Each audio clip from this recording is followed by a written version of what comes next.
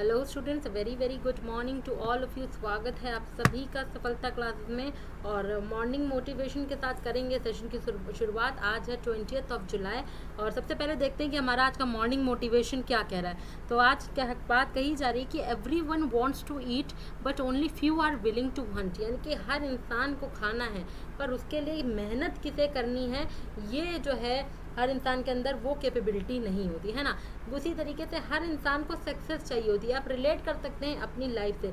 हर इंसान को सक्सेस चाहिए होती है, सबको कामयाबी तो बहुत पसंद है, लेकिन उस कामयाबी के लिए एफर्ट्स कितने करते हैं ये देखने वाली बात होती है। और अगर आप उस कामयाबी को सिर्फ चाह रहे हैं, ठीक है, सिर्फ कामयाबी आप चाह रहे हैं तो उससे फ़र्क नहीं पड़ता है। लेकिन हाँ, अगर आप उसके लिए अपनी मेहनत कर रहे हैं, अगर आप उस खाने के लिए हंट करने के लिए निकल रहे हैं, उसके लिए मेहनत कर रहे हैं, प्रयास कर रहे हैं, मल्टीपल प्रयास कर रहे हैं, फेलियर से नहीं डर रहे हैं, कंसिस्टेंट है, तो आपको आपका खाना, आपका गोल ज़रूर अचीव होगा एक ना एक दिन। और इसी मोटिवेशन के साथ भाई महादेव का नाम लेते हैं और सेशन को शुरुआत करते हैं। 20 जुलाई आज की तारीख है और देखते हैं कैसे क्या सेशन चलने वाला है। ओके, तो सबसे पहले देखते हैं कैसे क्या सेशन है। तो सबसे पहले रिवीजन करेंगे हेडलाइन। प्रीवियस सेशन में जो भी कुछ हमने पढ़ा, क्या हो रही थी न्यूज़, उनका रिवीजन करेंगे बिल्कुल रैपिड फायर तरीके से। उसके बाद आज के मोस्ट इंपॉर्टेंट करंट अफेयर्स पर ध्यान दिया जाएगा। इसके बाद यदि कोई स्टैटिक जी के हम देख रहे हैं, यदि कोई स्टैटिक जी के रिलेट कर सकते हैं तो वो भी देखेंगे। और साथ ही साथ यदि आप मल्टीपल चॉइस क्वेश्चन कोई भी आ रहा है तो उस मल्टीपल चॉइस क्वेश्चन को हम लोग पढ़ते हुए MCQs को पढ़ेंगे। नए हो सकते हैं, पुराने हो सकते हैं, रिविजन हो सकते हैं, पर फ्रूटफुल रहेंगे, इसकी गारंटी है। ठीक है, ओके। तो 20 जुलाई है तारीख। करंट अफेयर्स का डेली तड़के को स्टार्ट करते हैं और देखते हैं कि क्या पढ़ा हम लोगों ने पिछले सेशन में। तो INS सिंधु ध्वज के बारे में हमने सिंधु ध्वज के बारे में पढ़ा, जो 35 साल की सर्विस देने के बाद अब क्या कर रहा है, सेवा मुक्त हो रहा है। इसके बारे में हमने पढ़ा कहाँ से सेवा मुक्ति का इसका जो सेरेमनी है चलेगी, ये सारी चीज़ें पढ़ी। मणिपुर के गवर्नर ला गणेशन, ये जो है वेस्ट बंगाल के भी राज्यपाल के रूप में अब अतिरिक्त कार्यभार संभालेंगे। आपको बताया क्यों ऐसा हुआ। जगदीप धनखड़ जी वो आपके लिए वाइस प्रेसिडेंशियल इलेक्शन के कैंडिडेट के रूप में गए हैं। इसकी वजह से अब इन्होंने अपना रेजिग्नेशन, किसने, धनखड़ साहब ने, जगदीप धनखड़ साहब ने एज अ गवर्नर रिजाइन कर दिया और अपना resignation honourable president Ramnath Kovind ji को दे दिया। और इनकी जगह मणिपुर के गवर्नर हैं, राज्यपाल हैं ला गणेशन, जो अतिरिक्त प्रभार देखेंगे वेस्ट बंगाल के गवर्नर के रूप में। MSME मंत्री होते नारायण राणे, जो मोबाइल इलेक्ट्रिक चार्जिंग ऐप लाएंगे। एक बेसिकली सेरेमनी हुई थी, उसके अंतर्गत ये सारी चीज़ें हुई थी, वो देखा गया था। फिर SCO कहा जा रहा है, शंघाई कोऑपरेशन ऑर्गेनाइजेशन, ईरान को पूरे फुल मेंबर के रूप में एडमिट करेगा और बेलारूस अपने इसी के साथ SCO की मेंबरशिप के लिए अप्लाई कर दिया है, एप्लीकेशन दे दी है। फिर कहा गया था कि मोदी जी ने स्प्रिंट चैलेंजेस लॉन्च किया था और इसको नेवी के लिए मैंने ये भी बताया था किस प्रकार से क्वेश्चन आ सकता है। स्वदेशी तकनीक को बढ़ावा देने के लिए नौसेना में स्प्रिंट चैलेंजेस को मोदी जी ने लॉन्च किया था। और गिरिराज सिंह जी ने नेशनल वाटरशेड कॉन्फ्रेंस, राष्ट्रीय वाटरशेड सम्मेलन, इसका उद्घाटन किया था। और यह साथ ही साथ हमने ये भी पढ़ा था कि क्यों किया, क्या एम्स थे, 3 पॉइंट्स भी इससे रिलेटेड पढ़ते। गिरिराज सिंह जी के मंत्रालय, इनका निर्वाचन क्षेत्र, ये सब हमने देखा। तो भाई शुरू करते हैं। आज 20 जुलाई और देखते हैं आज की पहली खबर, इंपॉर्टेंट न्यूज़ क्या आ रही है। आशीष कुमार चौहान NSE यानी कि नेशनल स्टॉक एक्सचेंज जिसे आप कहते हो, इसके MD और CEO नए होंगे। क्या नाम है इनका, आशीष कुमार चौहान। ये आपके नेशनल स्टॉक एक्सचेंज के NSE के यहाँ पर MD और CEO के रूप में इनका नियुक्ति हुई है, ये बात याद रखना। अब NSE क्या होता है, NSE आपके लिए होता है नेशनल स्टॉक एक्सचेंज। इसके बारे में पॉइंट्स, स्टैटिक पॉइंट्स ऑफकोर्स देखते हुए चलेंगे, पर सबसे पहले देखेंगे कि यहाँ पर अपॉइंटमेंट जो हुआ है, तो कहा जा रहा है securities and exchange board of India, कह रहे हैं भारतीय प्रतिभूति और विनिमय बोर्ड, जिसको आप सेबी कहते हो, इन्होंने क्या किया, आशीष कुमार चौहान को नेशनल स्टॉक एक्सचेंज यानी कि NSE के निवर्तमान प्रबंधक निदेशक और CEO के यहाँ पर लिए नियुक्त किया गया है। और इन्हें किसकी जगह पर प्रतिस्थापित किया गया है, किसकी जगह पर रिप्लेस किया गया है, तो विक्रम लिमाय इनके पहले आपके हेड हुआ करते थे, पर अब यही जो है यहाँ पर जगह संभाल लेंगे आगे, कौन, आशीष कुमार चौहान जी। क्लियर है। तो स्टैटिक पॉइंट में 2 चीज़ पढ़ेंगे। एक तो हम पढ़ेंगे नेशनल स्टॉक एक्सचेंज, एक तो हम क्या पढ़ेंगे भाई, हम लोग पढ़ेंगे नेशनल स्टॉक एक्सचेंज यहाँ पर ये पढ़ने वाले हैं। और दूसरा हम देखेंगे सेबी के बारे में, जिसे आप सिक्योरिटी, क्या है ये सेबी और इसने क्यों नियुक्ति की। सेबीज and exchange board of India, इसका क्यों नाम आया, पीछे हिंदी में भी इसका नाम दिया गया विनिमय बोर्ड, और यहाँ पर इसका नाम क्यों आया हम ये भी देखेंगे। तो सबसे पहले आओ देख लेते हैं एनएसई के बारे में। नेशनल स्टॉक एक्सचेंज भैया 1992 में ये आपका आया था। एक नेशनल स्टॉक एक्सचेंज होता है, एक बॉम्बे स्टॉक एक्सचेंज भी होता है, राइट। और इसका जो है यहाँ पर हेडक्वार्टर कहाँ रहता है, मुंबई में रहता है, ठीक है। इसके चेयरपर्सन कौन है इस वक्त के, चेयरपर्सन भी पूछे जा सकते हैं, ये है गिरीश चंद्र चतुर्वेदी। क्या नाम रहता है इनका, गिरीश चंद्र चतुर्वेदी इनका नाम रहता है। और अगर आपसे पूछा जाए कि जैसे ये होता है वैसे ही आपका एक होता है बॉम्बे स्टॉक एक्सचेंज, सबसे पुराना स्टॉक एक्सचेंज आपका कहलाया जाता है, जिसको आप बॉम्बे स्टॉक एक्सचेंज कहते हो। और 8वां सबसे बड़ा स्टॉक एक्सचेंज मार्केट होता है, ओवरऑल मार्केट का बॉम्बे स्टॉक एक्सचेंज का कैपिटलाइजेशन बहुत हाई होता है। और ये आपका ओल्डेस्ट यानी कि 1875 में आ गया था। ऑफकोर्स मुंबई हेडक्वार्टर है। और इस वक्त जो इसके आपके लेटेस्ट में चेयरमैन अपॉइंट हुए हैं एसएस मुद्रा जी, इनका नाम है, क्या नाम है, एसएस मुद्रा, रट के जाना, लेटेस्ट के चेयरमैन हैं। और यहाँ पर इसी के एमडी और सीईओ पहले आशीष चौहान जी हुआ करते थे, जो अब नेशनल स्टॉक एक्सचेंज के यहाँ पर आपके देखने को मिलेंगे। क्लियर है, नाम क्या रहता है, आशीष चौहान जी इनका नाम रहता है। क्लियर है। अब आगे बढ़ते हैं और देखते हैं कि क्या कहा जा रहा है, ठीक है। अब सेबी ने यहाँ पर अपॉइंटमेंट क्यों की, क्योंकि भैया securities and exchange board of India, जिसे तुम हिंदी में कहते हो भारतीय प्रतिभूति और विनिमय बोर्ड, जैसे कि बैंक का नियामक होता है RBI, reserve bank of India, किसी भी बैंक पर प्रतिबंध लगाना है, किसी भी बैंक को फ्रॉड देखना है कि भाई फ्रॉड कर रहा है कि नहीं, किसी बैंक के फंक्शंस रोकने, ये सब आपका आरबीआई करता है। वैसे ही जब सिक्योरिटी मार्केट की बात आती है, इनको पूरा का पूरा जो विनिमय करता है, जो रेगुलेट करता है, वो होता है securities and exchange board of India. अब जो सेबी होता है ना, इसका आपका अगर आपसे पूछा जाए कब फॉर्मेशन हुआ था और हेडक्वार्टर, दो ही चीज़ करेंगे, अभी आगे आपको पता चलेगा कि इसकी हेड है कौन, ठीक है। तो जब हम यहाँ पर securities and exchange board of India की बात करते हैं तो भैया 1992 12 अप्रैल 1992 की इनकी स्थापना होती है। हेडक्वार्टर मुंबई रहता है, हेडक्वार्टर कहाँ रहता है, मुंबई रहता है। और चेयरपर्सन अभी आगे आपको देखने को मिलेंगे, ठीक है।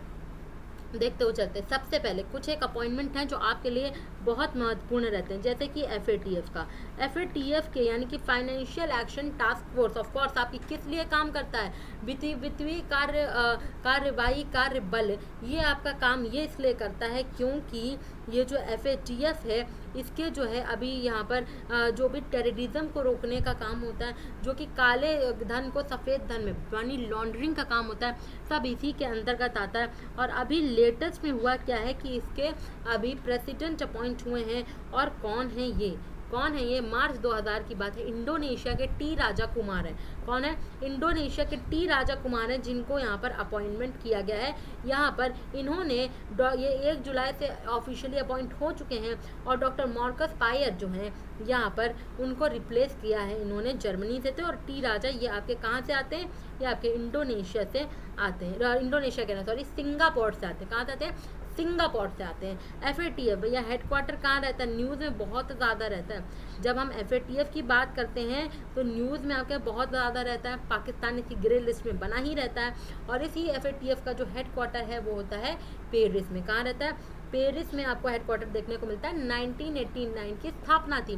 परमेश्वरन अय्यर कौन है, नीति आयोग के सीईओ हैं। ये क्या है, नीति आयोग के नए सीईओ बने हैं। अमिताभ कांत जी को रिप्लेस किया है। अब हैं कौन, अमिताभ कांत अब इस टाइम क्या है, G20 के आपके शर्पा हैं ये, राइट। क्लियर है, तो ये आपके लिए इम्पोर्टेंट अपॉइंटमेंट होता है। क्लियर है। अगर आपसे पूछा जाए यहाँ पर एक और नाम यहाँ पर दिख रहा है जिनका नाम है राजीव कुमार, भैया अगले चीफ इलेक्शन कमिश्नर हैं। क्या रहेंगे ये, चीफ इलेक्शन कमिश्नर नेक्स्ट अगर आपको कोई देखने को मिलेंगे नेक्स्ट, तो वो यही यानी कि कौन है, राजीव कुमार जी हैं। और 15 मई से इन्होंने अपने सुनील चंद्र जी को रिप्लेस किया और 15 मई से ऑफिशियल अपॉइंटमेंट इनका ऑलरेडी हो चुका है। क्लियर है। इलेक्शन कमीशन 1950 में आया था, न्यू दिल्ली हेडक्वार्टर है। के वेणुगोपाल, कहाँ नाम पढ़ा था इनका, ये भी न्यूज़ में थे। के वेणुगोपाल भैया इनका टर्म एक्सटेंड हुआ है, अटॉर्नी जनरल हैं आपके भारत के, और 3 महीने के लिए 3 मंथ के लिए, इनका पहले भी टर्म एक्सटेंड हो चुका है, इनका जो कार्यकाल है उसको बढ़ा दिया गया है। और भाई ये आपके कौन होते हैं? अटॉर्नी जनरल ऑफ इंडिया कहलाते हैं। क्या कहलाते हैं? अटॉर्नी जनरल ऑफ इंडिया ये कहलाते हैं। किसी को कोई डाउट होना नहीं चाहिए, आई होप सो, और ये सारे पॉइंट्स आपके क्लियर होने चाहिए। ओके, आगे बढ़ते हैं। कहा जा रहा है confederation of Indian industry CII के आपके नए प्रेसिडेंट अपॉइंट हुए हैं। अब इनका नाम क्या है? 2022 में ही इनका अपॉइंटमेंट आया है और कॉन्फेडरेशन ऑफ इंडियन इंडस्ट्री के नए प्रेसिडेंट ये आपके नियुक्त हुए हैं। इनका नाम क्या रहता है भाई? फटाफट से देखते हुए चलेंगे। इनका नाम GR विपुल, R दिनेश, J तिवारी या दिवाकर आपके ये जो है सिंह। तो भैया अभी लेटेस्ट में ही इनके जो पुराने वाले जो CII के प्रेसिडेंट है वो अपॉइंट हुए थे, पर वो अब हट गए हैं और उनकी जगह पे नए पर्सन ये आए हैं। और कौन होते हैं ये भाई? कौन होते हैं? R दिनेश इनका नाम होता है। R दिनेश इनका नाम होता है। और यहाँ पर बेसिकली बात की जाए तो ये आपके ये अध्यक्ष रहेंगे कॉन्फेडरेशन ऑफ इंडियन इंडस्ट्री के।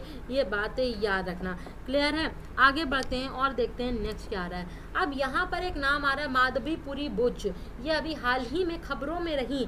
ये किस संगठन की पहली महिला पूर्णकालिक सदस्य हैं? First women whole time organisation member, नहीं भैया प्रेसिडेंट का हो। ठीक है, जब हम महादबीपुरी बुच की बात करें तो सदस्य हटा दो और ये पहली चीफ ऑफ, ये पहली first women president of which organisation, president लिखो और चीफ हटा, अब अध्यक्ष हटा दो। पहली महिला पूर्णकालिक सदस्य ये हुआ करती थी, अब ये अध्यक्ष रहेंगी। न सिर्फ ये पहली महिला अध्यक्ष है इस संस्थान की, बल्कि ये पहली क्या है? फर्स्ट नॉन IAS हैं जो ये पोस्ट होल्ड कर रही हैं। ICICI बैंकर भी ये रह चुकी हैं। और इनका नाम क्या है? अजय त्यागी को रिप्लेस करके ये सिक्योरिटीज एंड एक्सचेंज, पीछे बोला था ना, आगे पढ़ेंगे, securities and exchange board of India, ये इस संगठन की पहली महिला अध्यक्ष और पहली नॉन IAS है जो यहाँ की हेड रही हैं सेबी की। क्लियर है?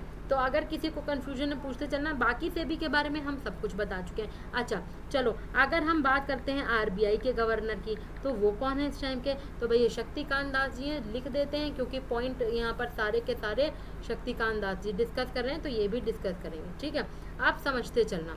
PFRDA ये क्या होता है? कुछ एक है जिनसे शायद आप अवगत ना हो। और यहाँ पर PFRDA pension fund regulatory and development authority कही जाती है। क्या कही जाती है? Pension fund regulatory and development authority.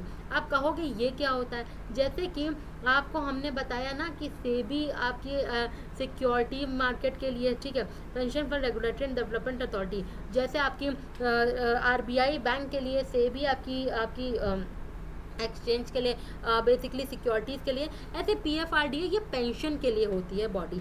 इसके हेड होते हैं सुप्रतिम चट्टोपाध्याय। कौन हेड होते हैं? सुप्रतिम चट्टोपाध्याय इसके हेड होते हैं। ये बात याद रखना, इम्पॉर्टेंट होता है। और इनका अपॉइंटमेंट बहुत ज़्यादा पहले का नहीं, अभी लेटेस्ट में अपॉइंट हुए हैं। और इसका हेड क्वार्टर कहाँ होता है? मुंबई में नहीं होता है। कहाँ होता है? नई दिल्ली में होता है, न्यू दिल्ली में। जैसे कि आपका मैंने बताया था ना, हेड क्वार्टर सेबी और RBI का दोनों कहाँ है? मुंबई में, लेकिन इसका नई दिल्ली में होता है। अब एक और बात कर लो इरेडाई का। अब भाई इरेडाई यहाँ पर क्या होती है? तो ये आपके पहले तो आपका जैसे कि PFRDA पेंशन फंड के लिए काम करती है, insurance regulatory and development authority, insurance से रिलेटेड जितनी भी जैसे LIC वगैरह उनको रेगुलेट करती है। Insurance regulatory and development authority इनका नाम होता है। क्या होता है? एंड डेवलपमेंट अथॉरिटी इनका नाम होता है, इरेडाई होता है। अब यहाँ पर सुनते चलना, इसके हेड कौन होते हैं? देबाशीष पांडा नाम होता है। क्या नाम होता है इनके हेड का? देबाशीष पांडा इनके हेड होते हैं। और अगर आपसे पूछा जाए कि भैया इस इरेडाई का हेड क्वार्टर कहाँ रहता है, इस इरेडाई का अगर आपसे पूछा जाए हेड क्वार्टर कहाँ, देखोगे तो क्या रहेगा? तो भैया हैदराबाद, रट के जाना, इम्पॉर्टेंट बनता है हेड क्वार्टर हैदराबाद। क्लियर है? चारों के चारों ऑप्शन आपके लिए बहुत रेलिवेंट है, बहुत इंपॉर्टेंट है, जिनको आपको ध्यान देते हुए चलना है। आगे बढ़ा जाए। नेक्स्ट कहा जा रहा है कि national high speed rail corporation limited, यहाँ पर एक नाम आ रहा है national high speed rail corporation limited, इसके कौन आपके यहाँ पर हेड कहे जाएंगे ये आपको बताते हुए चलना है। लेटेस्ट अपॉइंटमेंट है NHSRCL, क्या है NHSRCL, इनके अभी लेटेस्ट में हेड अपॉइंट हुए हैं और ये राजेंद्र प्रसाद रहते। कौन रहते ये? राजेंद्र प्रसाद रहते इनका नाम। अच्छा, अभी लेटेस्ट में हमने एक नाम सुना था जिनका नाम है ब्रजेश उपाध्याय। क्या नाम होता है? ब्रजेश उपाध्याय। और भैया ये कौन है? ब्रजेश उपाध्याय की जब हम बात करें तो ये आपके यहाँ पर एक संस्थान आती जिसको आप कहते हो यहाँ पर गोवा शिपयार्ड लिमिटेड, बहुत इंपॉर्टेंट संस्थान है। क्या होता है? गोवा शिपयार्ड। आए दिन आप नई नई INF देखते रहते हो, one of the leading manufacturers होती हैं गोवा शिपयार्ड लिमिटेड। इसके MD बने हैं, मैनेजिंग डायरेक्टर बने हैं, यहाँ पर चेयरमैन एंड मैनेजिंग डायरेक्टर बने हैं यही ब्रजेश कुमार उपाध्याय। ये याद रखना, मोस्ट रेलिवेंट ये आपका रहेगा। क्लियर है? आई होप तो कोई कंफ्यूजन नहीं रहेगा और यहाँ पर ये सारे पॉइंट आपके लिए रेलिवेंट रहते हैं। आगे बढ़ा जाए और आगे कहा जा रहा है, क्या कहा जा रहा है ये भी देखते हुए चलते हैं, ठीक है। और सतीश अग्निहोत्री जी को यहाँ पर ये आपके पहले हेड हुआ करते थे, इन्हीं को रिप्लेस राजेंद्र प्रसाद जी ने किया है। क्लियर है? नेक्स्ट पे आते हैं और कहा जा रहा है कि अमृत महोत्सव ऑफ इंडिपेंडेंस 22वां भारत रंग महोत्सव इसी के अंतर्गत लाया जा रहा है। तो यहाँ पर कहा जा रहा है कि जैसे कि आप जानते हैं 75 वर्ष पूरे हो रहे हैं, 75 वर्ष पूरे हो रहे हैं हमारे इंडिपेंडेंस के, और इसी के चलते हम मना रहे हैं आज़ादी का अमृत महोत्सव। कई सारे इवेंट्स हम लोगों ने कवर अप किए थे, राइट। इसके अंतर्गत कई सारे इवेंट्स हमने कवर अप किए थे और यहीं पे आपका कहा जा रहा है, यहीं पे कहा जा रहा है कि यहाँ पर 22nd भारत रंग महोत्सव यहाँ पर शुरुआत की जा रही है, ठीक है। 22nd भारत रंग महोत्सव की इसी के चलते आपकी स्टार्टिंग की जा रही है। क्लियर है? अब ये क्या महोत्सव है, कौन इसको लीड करेगा, ये आप देख सकते हैं कि कैसे क्या चलने वाला है इवेंट। तो भारत 75 वर्ष को यहाँ पर स्वतंत्रता के अपने मना रहा है और यहाँ पर इसी के चलते एक मंत्रालय आता है कल्चर मिनिस्ट्री, ठीक है। यहाँ पर क्या आता है? सांस्कृतिक मंत्रालय द्वारा यहाँ पर एक इवेंट मनाया जा रहा है और यहाँ पर कहा जा रहा है जो ये इवेंट रहेगा, इस इवेंट पर नेशनल स्कूल ऑफ ड्रामा नई दिल्ली ये पूरा का पूरा इस इवेंट को आज़ादी के अमृत महोत्सव के अंतर्गत मनाएगी और ये 22nd भारत रंग महोत्सव 2022 रहेगा। क्या रहेगा? 22वां भारत रंग महोत्सव ये देखने को मिलेगा जो कि 16 जुलाई से स्टार्ट हो रहा है और 14 अगस्त तक 2022 तक ये चलेगा। कब से कब तक चलेगा? 16 जुलाई से 14 अगस्त तक ये पूरा इवेंट देखने को आपको मिलेगा। अब अगर हम नेक्स्ट बात करें तो इसकी जो सेरेमनी है इसको किसने इनॉग्रेट किया है? तो ये आपके minister of state for parliamentary affairs और minister of state for culture हैं, ठीक है। जिनका नाम होता है यहाँ पर श्री अर्जुन राम मेघवाल। ये पूरे इवेंट को इनॉग्रेट करेंगे। ये क्वेश्चन आ सकता है, ठीक है। कोई भी मंत्रालय दो तरीके से होता है, या तो उसकी यूनियन मिनिस्ट्री होती है जो सेंट्रल लेवल पे मंत्रालय होता है और एक उनके अंडर हेड होते हैं मिनिस्टर ऑफ स्टेट। जब हम मिनिस्टर ऑफ स्टेट की बात करते हैं तो वो आपकी लोअर पोस्ट होती है और यूनियन मिनिस्टर हायर पे आते हैं उसी मंत्रालय में। अगर कहीं पर आप देखोगे minister of state independent charge, तो इंडिपेंडेंट चार्ज यानी कि आपका मतलब होता है कि उनके ऊपर कोई यूनियन मिनिस्टर नहीं है और उस मंत्रालय को इकलौते वही आपके minister of state independent charge यहाँ पर देख रहे हैं। तो वैसे ही यहाँ पर लिखा गया है minister of state for parliamentary affairs and culture, जो आपके यहाँ पर श्री अर्जुन राम मेघवाल है, यही इस पूरे इवेंट को इनॉग्रेट करेंगे जिसका नाम है भारत रंग महोत्सव। नेशनल स्कूल ऑफ ड्रामा बहुत बड़ा बेसिकली ये आपका National School of Drama organise करता है और ये जो पूरा फेस्टिवल होता है ये आपका सबसे बड़ा थिएटर फेस्टिवल होता है एशिया का। इसके लिए इसको स्टार मार्क करते चलना। सबसे बड़ा एशिया का थिएटर फेस्टिवल ये कहलाता है और थिएटर्स को आगे बढ़ावा देने के लिए इस इवेंट को मेनली देखा जाता है। अब अगर हम यहाँ पर ये क्वेश्चन स्टार्ट, आई होप तो सभी को पूरा इवेंट क्लियर होगा। आज़ादी के अमृत महोत्सव के अंतर्गत ये मनाया गया। अगर हम आपसे पूछें कि आपके कल्चर मिनिस्टर कौन है, ये तो मिनिस्टर ऑफ स्टेट है ना, यूनियन लेवल पर अगर आपसे पूछा जाए कि इस वक्त कल्चर मिनिस्ट्री कौन संभाल रहे हैं, किसके हाथ में है, तो ये आपके आते हैं जी किशन किशन रेड्डी। क्या नाम होता है? जी किशन रेड्डी होते हैं, जो आपके मिनिस्टर ऑफ कल्चर हैं। ठीक है, तो minister of state for culture वहाँ दिया गया था। हम union minister of culture, union minister of culture की जब हम बात करते हैं तो इनका नाम होता है जी किशन रेड्डी। ये पॉइंट याद रखने वाला पॉइंट है। क्लियर है? अब आज़ादी के अमृत महोत्सव के अंतर्गत और क्या क्या काम हुए थे ये भी देखते हैं, क्योंकि ये आपका एक साल से काफ़ी सारे इवेंट्स इसके अंतर्गत आ रहे हैं। तो यहाँ पर एक इवेंट रहा था जिसका नाम था स्वर्णिम भारत की ओर। क्या नाम था? स्वर्णिम भारत की ओर। ये एक इवेंट आया था, ये एक प्रोग्राम आया था, इसको भी आज़ादी के अमृत महोत्सव के अंतर्गत चलाया गया था। क्वेश्चन ये आ रहा है कि इस पूरे इवेंट को आपके इनॉग्रेट उद्घाटन किसने किया था? तो आज़ादी के अमृत महोत्सव के स्वर्णिम भारत की ओर इस जो ये कार्यक्रम रहा था, इसका उद्घाटन निम्नलिखित में से किसने किया है? अमित शाह, राजनाथ सिंह, नरेंद्र मोदी या रामनाथ कोविंद। बेसिकली ये क्या कहा जाता है? ब्रह्म कुमारीज के लिए ये इवेंट रहा था। क्वेश्चन ये भी पूछा जा सकता है किनके लिए ये इवेंट रहा था? तो भाई यहाँ पर ब्रह्म कुमारी के लिए ये पूरा इवेंट रहा था, और ब्रह्म कुमारी द्वारा ये इवेंट स्टार्ट किया गया था। ये इनिशिएटिव इसके अंतर्गत 30 कैंपेन और 15,000 प्रोग्राम्स हुए थे ब्रह्म कुमारी द्वारा, जो इसके अंतर्गत चलाए गए थे। और अगर आपसे पूछा जाए तो यहाँ पर ये पूरा इवेंट इनॉग्रेट किया था मोदी जी ने। यहाँ से एक और क्वेश्चन आपके निकल के आता है, इसी न्यूज़ में आपको दिया गया था। ये इवेंट इसलिए भी किया गया है क्योंकि यहाँ पर आपके एक न्यूज़ आता है फाउंडिंग फादर कौन है? ब्रह्म कुमारी के, है ना। ये भी कहा जा सकता है, ये भी न्यूज़ आ सकती है कि फाउंडिंग फादर ब्रह्म कुमारी के कौन होते हैं ये, क्योंकि इससे पूरे आर्टिकल में था, इसलिए इनका नाम समझ लेना। इनका नाम होता है यहाँ पर पिताश्री प्रजापिता ब्रह्म। ठीक है, इनका नाम होता है पिताश्री प्रजापिता ब्रह्म, ये नाम होता है। और बेसिकली आपसे बात की जाए तो यही वो हैं जो आपके फाउंडिंग फादर रहते हैं ब्रह्म कुमारी के। और यहाँ पर 7 इनिशिएटिव थे, माई इंडिया, हेल्दी इंडिया, आत्मनिर्भर भारत, सेल्फ रेंट फार्मर्स हो गया, women flag bearers of India, ऐसे करके 7 इवेंट थे जो इसके अंतर्गत करे गए और आज़ादी के अमृत महोत्सव के अंतर्गत ये आपका देखने को मिला था। ये बात याद रखना। ठीक है, आगे बढ़ते हैं और नेक्स्ट क्या कहा जा रहा है ये देखते हुए चलते हैं। तो बेसिकली हुआ क्या है? बेसिकली काम ये हुआ है कि यहाँ पर मोदी जी ने स्पेशल सीरीज ऑफ कॉइन्स लाए थे। नरेंद्र मोदी ने सिक्कों की एक विशेष श्रृंखला शुरू की थी, जो कहा गया था कि दृष्टिहीनों के अनुकूल इसको लाया गया था।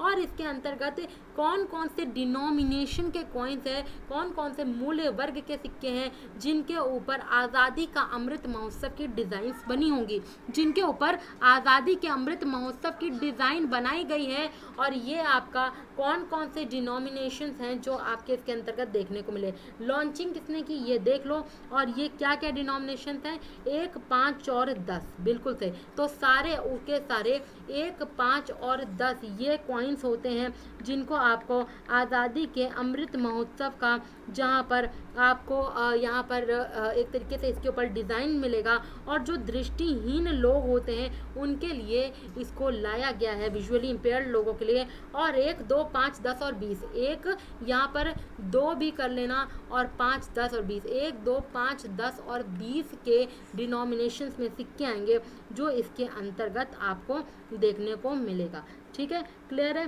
तो ये कुछ काम हुए थे और जो कि आपके लिए बिल्कुल इम्पॉर्टेंट होते हैं। और आज़ादी के अमृत महोत्सव के अंतर्गत ऐसे तो बहुत सारी चीज़ें हुई थी जिनको लॉन्च किया गया था इसी के अंतर्गत, ये बात याद रखना। क्लियर है? ओके, अब आगे बढ़ते हैं और नेक्स्ट देखते हैं क्या कहा जा रहा है। तो अगली न्यूज़ आपके लिए आ रही है कि आज यानी कि 20 तारीख को आप मनाते हो अंतर्राष्ट्रीय शतरंज दिवस। क्या? International chess day. अब चेस के बारे में हमारे यहाँ का इतिहास बहुत अच्छा है, वो देखते हुए चलते हैं कि किस प्रकार से पहले चेस को हिंदी में भी आगे दिया गया है। तो अंतर्राष्ट्रीय चेस दिवस ये पहले तो 20 जुलाई को मनाया जा रहा है और 1966 से ये हमारे यहाँ मनाया जाता है। अगर बात की जाए हमारे यहाँ जो अंतर्राष्ट्रीय बॉडी, अब ये मनाया क्यों जाता है? क्योंकि ये इसी दिन था कि हमारे यहाँ अंतर्राष्ट्रीय चेस फेडरेशन, जिसको आप फाइट कहते हो, इसकी खोज 20 जुलाई 1924 को हुई थी। और जिसके लिए यहाँ पर 1966 नाटक में कहा गया कि हम इसी दिन, जिस दिन फाइड की खोज हुई है, उसी दिन हम अंतर्राष्ट्रीय चेस दिवस भी मनाएंगे। अब ये यूनेस्को के द्वारा आइडिया प्रपोज किया गया था। ठीक है, देखो क्वेश्चन किसी भी तरीके से आ सकता है, तो हम कोई भी कीवर्ड को मिस नहीं कर सकते, राइट। तो ये जो पूरा का पूरा प्रपोजल है कि ऐसा कोई दिवस मनाया जाएगा, ये यूनेस्को के द्वारा लाया गया था। और इस दिन 178, ये तो फैक्चुअल पॉइंट है कि 178 कंट्रीज मनाती है। इंपॉर्टेंट यहाँ पे आ रहा है कि यहाँ पर इन्वेंटेड इन इंडिया, अपने भारत में चेस जो गेम है ये 5वीं सदी में आया था और इसका नाम चतुरंगा था। पहले चेस का पहले नाम क्या था? चतुरंगा पहले इसका नाम हुआ करता था। और ये वन ऑफ द चेस जो हमारे यहाँ का है वो one of the oldest games कहा जाता है।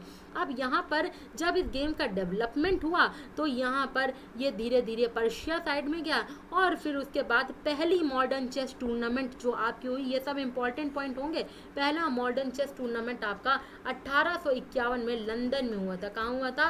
1851 में लंदन में हुआ था। और ये जो पहला मॉडर्न चेस टूर्नामेंट है, इनको जर्मन के एक पर्सन है एडोल्फ एंडरसन, इन्होंने इसका खिताब जीता था। वेरी वेरी इंपॉर्टेंट पॉइंट जो आपके एग्जाम्स में आ सकते हैं। 20 जुलाई 1924 को 8वां समर ओलंपिक गेम्स भी हुआ था पेरिस फ्रांस में, जहां पर इसी समय में यही वो इवेंट था। ये देखो, ये बहुत इंपॉर्टेंट पॉइंट आ रहा है।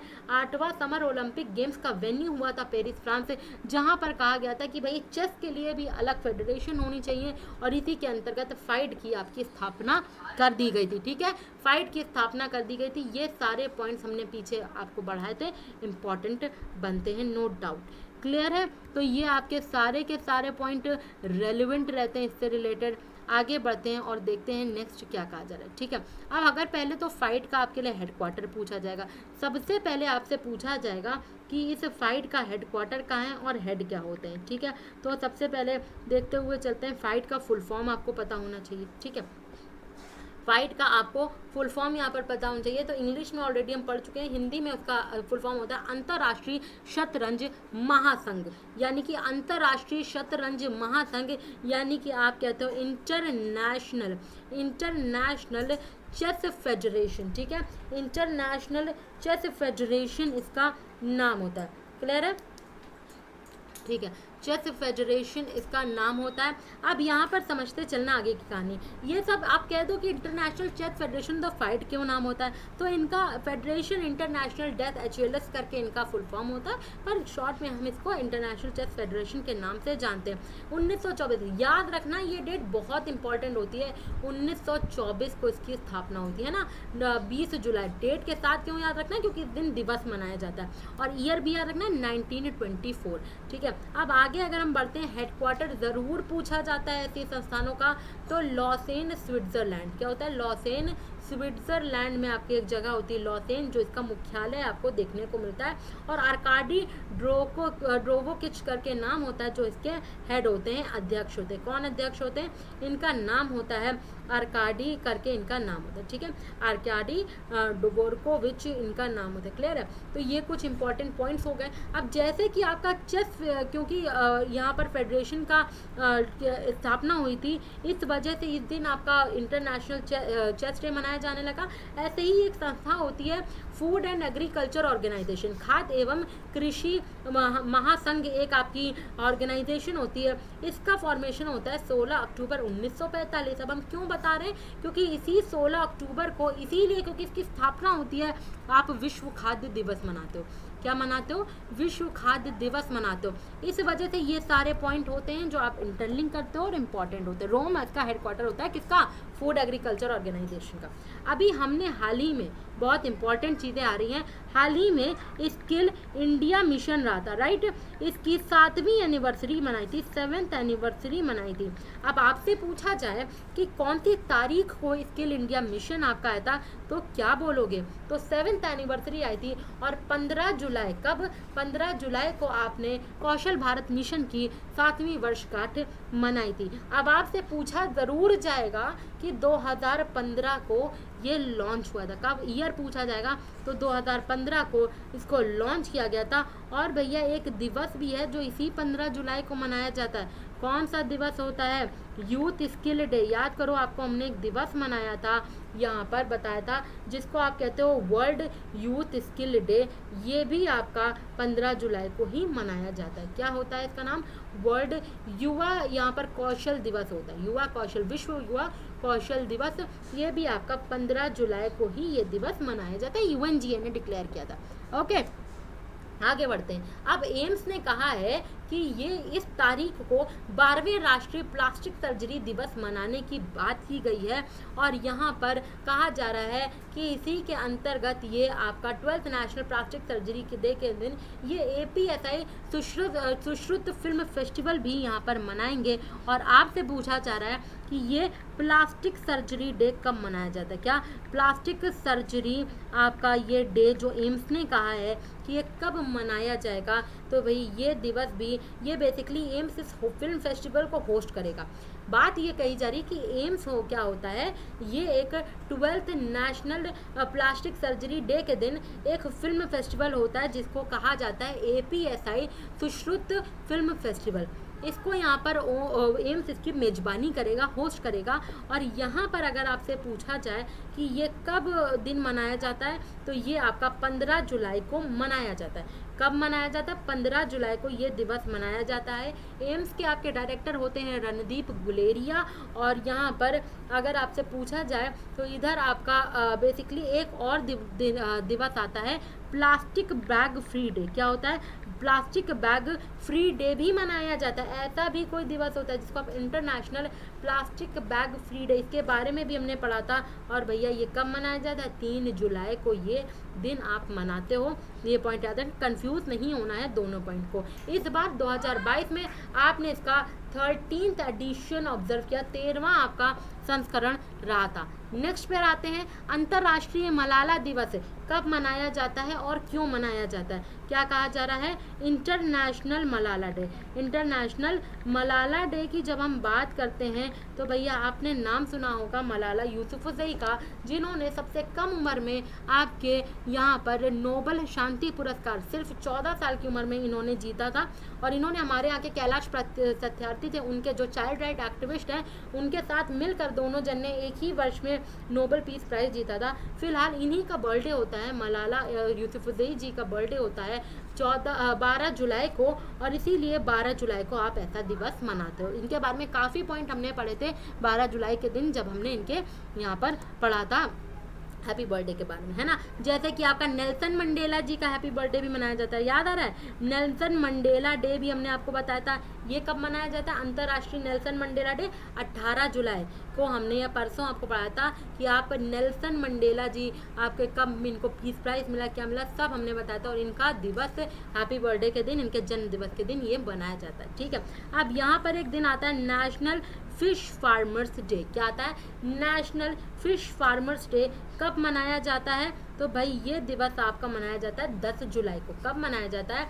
ये दिवस आपका 10 जुलाई को मनाया जाता है। और इस बार आप कौन सा यहाँ पर 65th नेशनल फिल्म कह रहे हैं फिश फार्मर्स डे मनाओगे। क्लियर है? ये पॉइंट्स आपके लिए इंपॉर्टेंट होते हैं। और भैया ये जो है यहाँ पर एक प्रोफेसर हैं आपके हीरालाल चौधरी, इनके लिए ये पूरा एनुअल इवेंट रहता है। ये बात आपको सारी की सारी याद रखनी है। और लास्ट आपका आता है, ये तो हो गया ऑफ कोर्स, एक और दिवस यहाँ पर देख लो। एक दिवस होता है आपका पॉपुलेशन डे, ठीक है। कौन सा? यहाँ पर ये कट कर लो और यहाँ पर एक दिवस और मना देते हैं जिसको आप कहते हो पॉपुलेशन डे और अंतर्राष्ट्रीय जनसंख्या दिवस, ठीक है।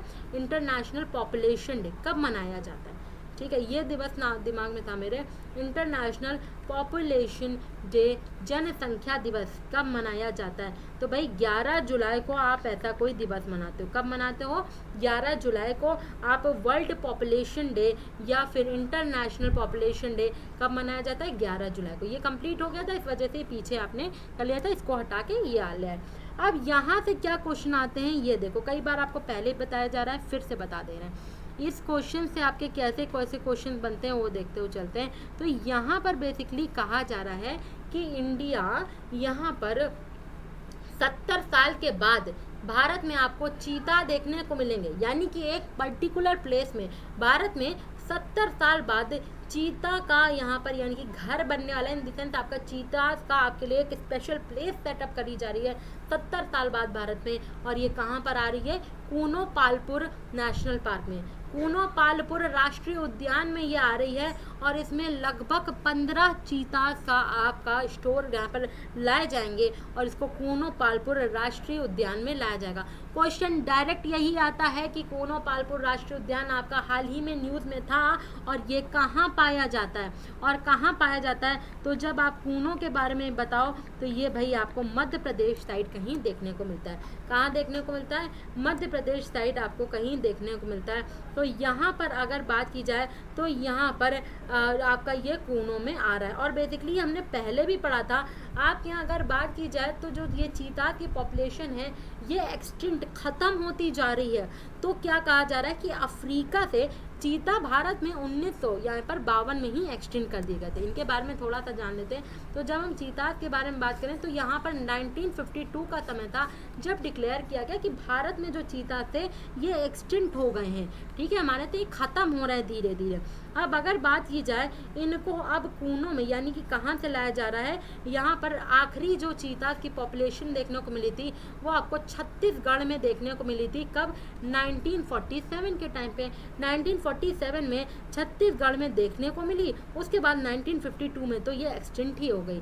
लेकिन फिर से कहा जा रहा है कि यहाँ पर पिछली साल नवंबर में एक डिक्लेरेशन आया था कि इन्हीं चीतास को अफ्रीका से हमारे भारत में लाया जाएगा। एंड अब फाइनली ये इंट्रोड्यूस कर दिया गया है। और कहाँ से लाया गया है? फाइनली नवंबर में ये स्टेटमेंट आया था, फाइनली इनको ले आया गया है। और ये वाइल्ड लाइफ सेंचुरी होती है आपकी मध्य प्रदेश में और इसका नाम होता है कूनो वाइल्ड लाइफ सेंचुरी, जहाँ पर इनको लाया जा रहा है। कहाँ पर लाया जा रहा है? कूनो वाइल्ड लाइफ सेंचुरी में इनको लाया जा रहा है।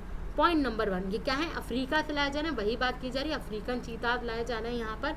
अब यहाँ पर बात की जाए तो वही पूरा बताया कि 1952 में आपको एक्सटेंड कर दिए गए थे। और बेसिकली यहाँ पर भी एक कहा जा रहा है कि 75वां क्योंकि इंडिपेंडेंस डे मनाया जा रहा है तो उसके उपलक्ष्य में ये सब काम किए जा रहे हैं। क्लियर है? जब हम बात करते हैं मध्य प्रदेश में तो भाई सबसे ज़्यादा नेशनल पार्क अगर तुमको तो कहीं देखने को मिलेंगे राष्ट्रीय उद्यान तो ये आपका यही एमपी होता है। राइट, यही एमपी होता है जहां आपको सबसे ज़्यादा नेशनल पार्क देखने को मिलेंगे। जैसे कौन कौन सा? जैसे आपका कान्हा टाइगर रिजर्व हो गया, बांधवगढ़ नेशनल पार्क हो गया। राइट, कौन सा हो गया? बांधवगढ़ आपका नेशनल पार्क हो गया। फिर पेंच नेशनल पार्क हो गया, पन्ना हो गया, सतपुरा हो गया, है ना।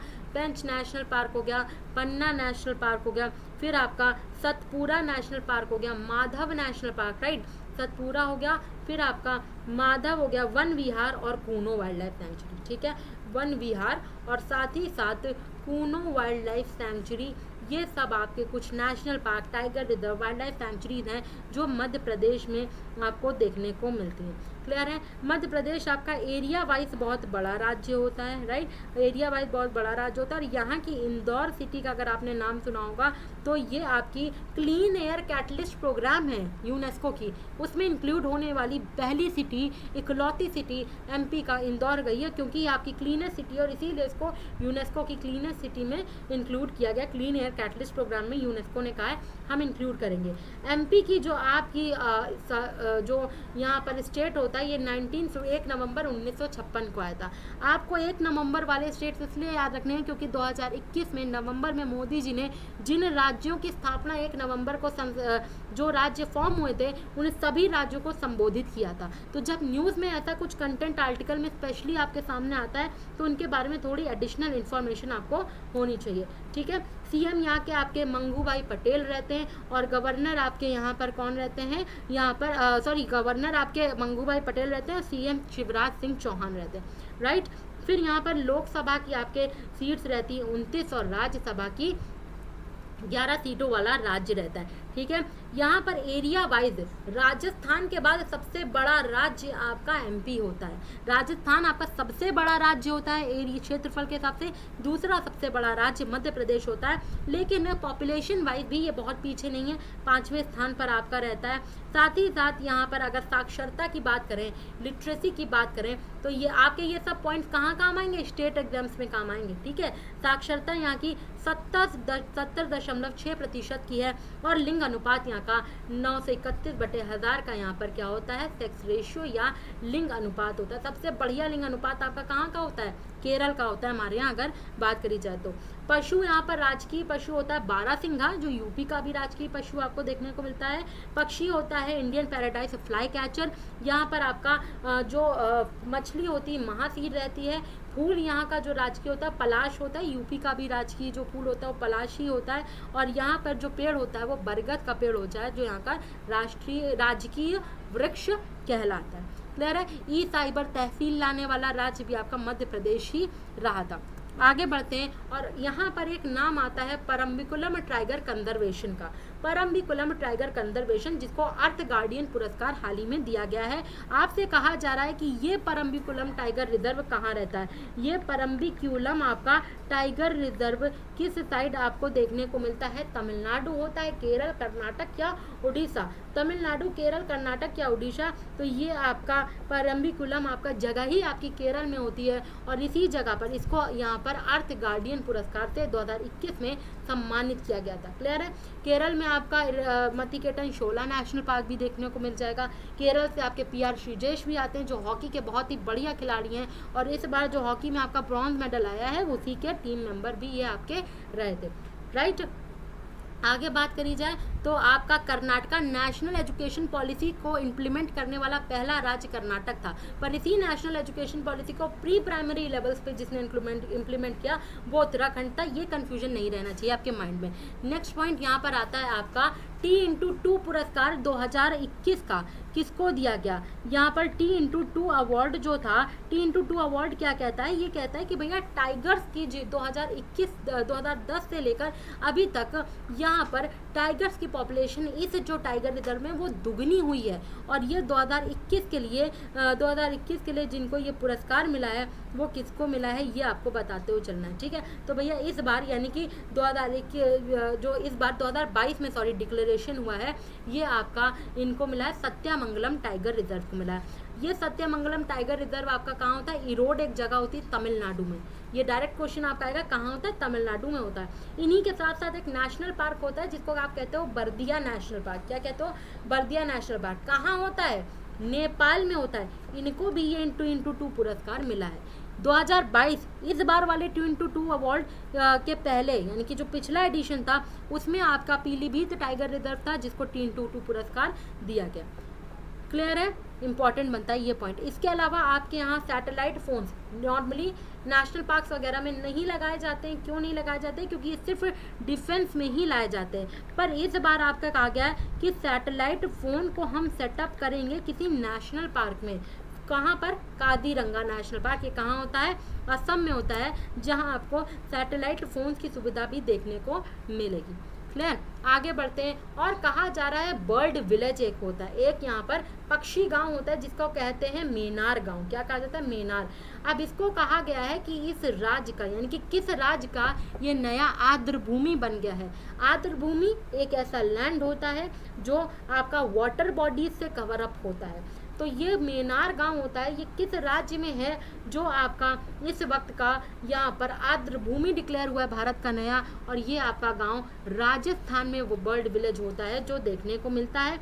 और इसी राजस्थान का बिल्कुल नया टाइगर रिजर्व कौन सा होता है, रामगढ़ विषधारी टाइगर रिजर्व। क्या नाम होता है इनका, रामगढ़ विषधारी। चौथा टाइगर रिजर्व है और विषधारी सबसे लेटेस्ट टाइगर रिजर्व है जो राजस्थान का होता है और जो बेसिकली आपको लेटेस्ट यहाँ पर देखने को मिलता है।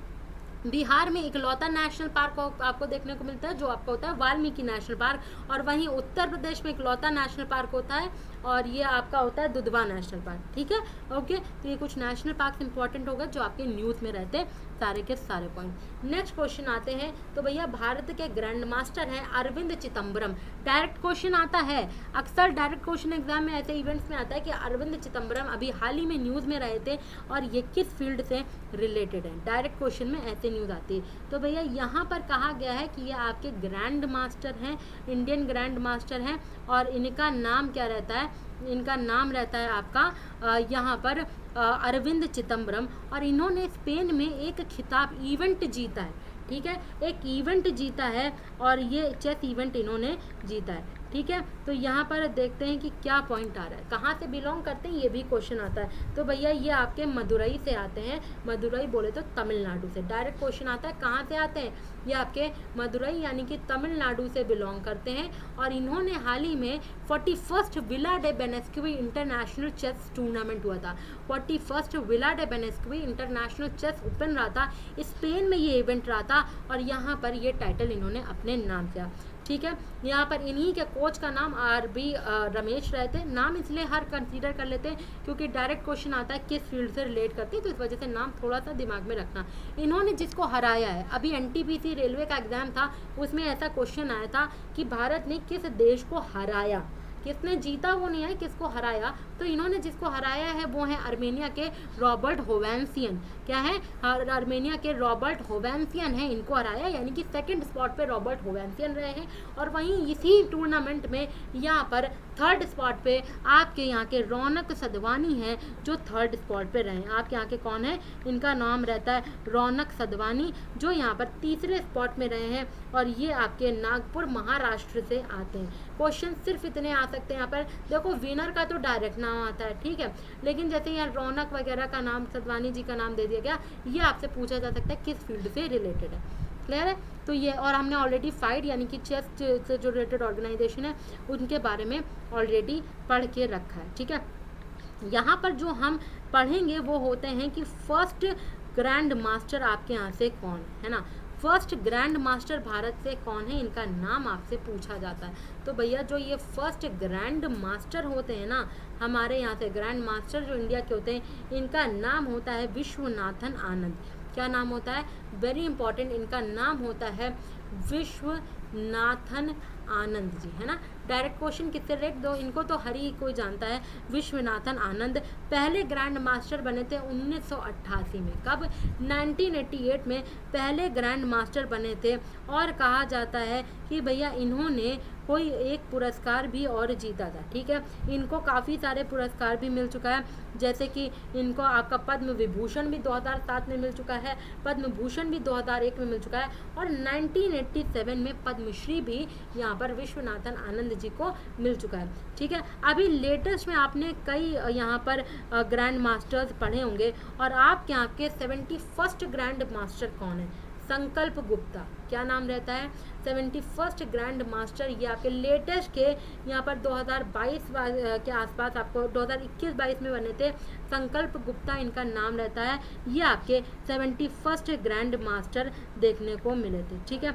यहीं अगर आपसे पूछा जाए कि 72nd ग्रैंड मास्टर कौन थे, 72nd ग्रैंड मास्टर कौन थे, इनका नाम होता है मित्रभा गुहा, क्या नाम होता है, मृतभा गुहा होते हैं जो आपके यहाँ के 72nd ग्रैंड मास्टर रहते हैं। और यहीं अगर आपसे पूछा जाए 73rd ग्रैंड मास्टर जो कि आपके अभी लेटेस्ट में जनवरी 2022 में बने थे, भरत सुब्रमण्यम, ये बहुत टाइटल्स जीतते हैं, ये बहुत टाइटल जीतते हैं, इसलिए इनका नाम रट के आपको जाना है क्योंकि बहुत सारे टाइटल्स ये आपके अक्सर जीतते रहते हैं एंड यहाँ पर ये सारे आपके पॉइंट्स रहते हैं, क्लियर है। कुछ लेटेस्ट के नाम से जो आपके लिए इंपॉर्टेंट होता है, फाइट के बारे में हमने पढ़ लिया, चेस के बारे में हमने पढ़ लिया, कब स्थापना हुई थी पीछे सब पढ़ लिया, ठीक है। श्री श्री रविशंकर जी को सूरीनाम का सर्वोच्च राजकीय सम्मान प्राप्त हुआ है, ठीक है। तो कई एक स्टेट्स हैं जिनका सबसे बड़ा ऑनर होता है, जैसे अभी हमने जापान का स्टेट ऑफ ऑनर देखा था, ठीक है। तो फिलहाल यहाँ पर हमारे यहाँ से क्योंकि कोई इंडियन ये पुरस्कार लाता है तो ये बड़ी न्यूज़ हो जाती है, तो श्री श्री रविशंकर जी को मिला है हाईएस्ट स्टेट ऑफ ऑनर, इनको सर्वोच्च राजकीय सम्मान मिला है सूरीनाम की तरफ से। क्या नाम रहता है इस सम्मान का, देखते हुए चलते हैं। तो रिपब्लिक ऑफ सूरीनाम, सूरीनाम गणराज्य ने भारतीय आध्यात्मिक यहाँ पर जो स्पिरिचुअल लीडर हैं हमारे यहाँ के, इनका नाम है श्री श्री रविशंकर जी और इनको क्या कहा जा रहा है, इनको अपने यहाँ का सबसे बड़ा पुरस्कार दिया गया, ठीक है। कहा जा रहा है इनको सूरीनाम का सबसे बड़ा अवार्ड दिया गया है एंड इनका नाम है honorary order of yellow star. Direct question आ सकता है कि Ere Orde van de Gele Ster, या honorary order of yellow star ये कहाँ का सबसे बड़ा सम्मान रहता है, तो सूरीनाम का सबसे बड़ा सम्मान रहता है। 1975 में ये अवार्ड आया था, 1975 में इनका ये पुरस्कार आया था और यह देश और उनके लोगों के यानी कि सूरीनाम और उनके लोगों के जो कि अनुकरणीय सेवा यानी कि जो भी इन्होंने अलग अलग सर्विसेज दी हैं उनको ये दिया जाता है सूरीनाम के लोगों को। और ऑफ कोर्स फॉरेनर्स को भी ये पुरस्कार एलिजिबल हैं, जिनको ये पुरस्कार दिया जा सकता है, जैसे कि श्री रविशंकर जी हमारे यहाँ से, पर इनको वहाँ पर सम्मानित किया गया। 2 कैटेगरीज में पुरस्कार दिया जाता है, सिविल और मिलिट्री। ऐसे अवार्ड्स अगर आर्टिकल में पूरा सब दिया जाता है तो आपको ज़रूर मालूम होना चाहिए कि यहाँ पर कब ये अवार्ड आए, क्या है, इनके बारे में थोड़ी सी जानकारी यहाँ पर हाई लेवल एग्जाम्स में पूछी जाती है। ठीक है, हाई लेवल एग्जाम से इनके पूछे जाने के चांसेस होते हैं। जब हम सूरीनाम की बात करें तो ये आपका देश कहाँ पर होता है, नॉर्थ अमेरिका साइड आपका ये सूरीनाम नाम का देश रहता है। ठीक है, अब अगर हम यहाँ पर बात करते हैं तो इसकी कैपिटल क्या रहती है, इसकी कैपिटल आपको देखने को मिलेगी इसकी कैपिटल क्या रहेगी, परमरीबो। ठीक है, परमरीबो इसकी कैपिटल होती है, राजधानी होती है। वहीं अगर इसकी करेंसी की बात करें तो इसकी करेंसी आपको देखने को मिलती है क्या, इसकी करेंसी आपको देखने को मिलती है सूरीनामी डॉलर। सूरीनामी डॉलर इसकी करेंसी आपको देखने को मिलती है। क्लियर है, तो ये सारे पॉइंट्स आपके लिए इंपॉर्टेंट होते हैं। चांद संतोखी इसके हेड कहलाते हैं। नेक्स्ट आपके आते हैं तो अभी हाल ही में एक पुरस्कार होता है, बताया था ना, ऑर्डर ऑफ राइजिंग सन। ठीक है, ये पुरस्कार आपका दिया गया था। और अगर आपसे पूछा जाए कि ऑर्डर ऑफ राइजिंग सन कहाँ का सबसे बड़ा सम्मान है, कहाँ का सबसे बड़ा सम्मान है, जुलाई 2022 में अभी लेटेस्ट में दिया गया है, तो जापानीज गवर्नमेंट द्वारा सबसे बड़ा सम्मान ये दिया जाता है ऑर्डर ऑफ राइजिंग सन, जो इस बार, पिछली बार का श्यामला गणेश ले गए थे और इस बार नारायणन कुमार को ये दिया गया है।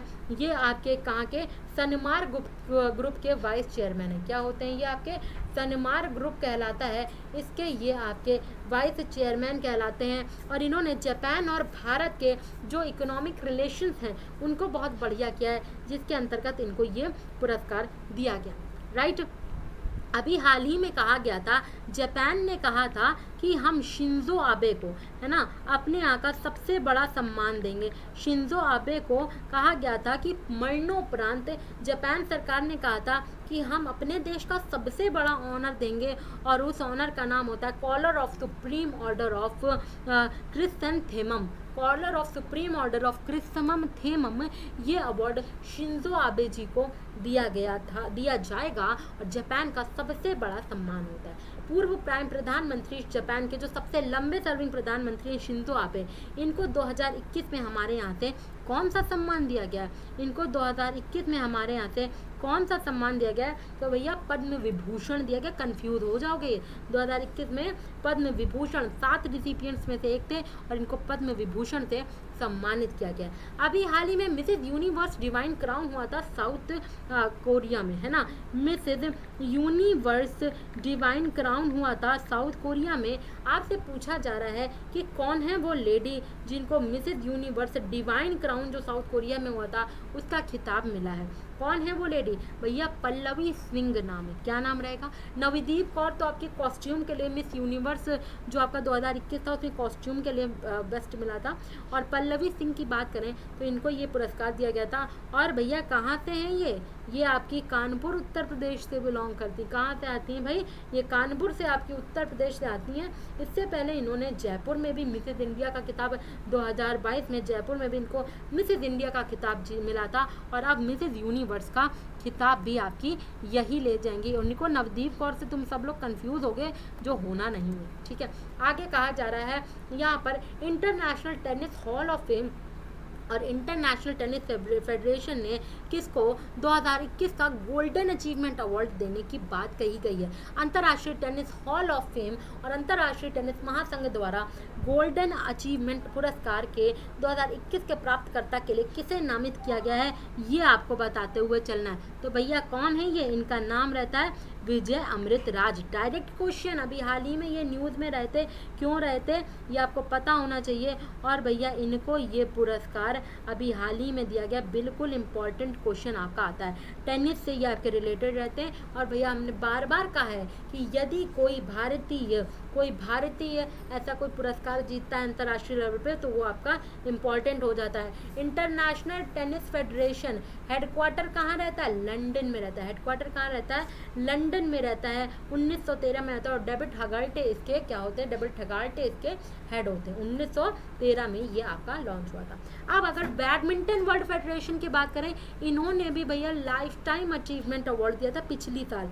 Life time achievement award badminton world federation ने दिया था, एंड ये इंडियन को दिया गया था लास्ट ईयर। किसको दिया गया था?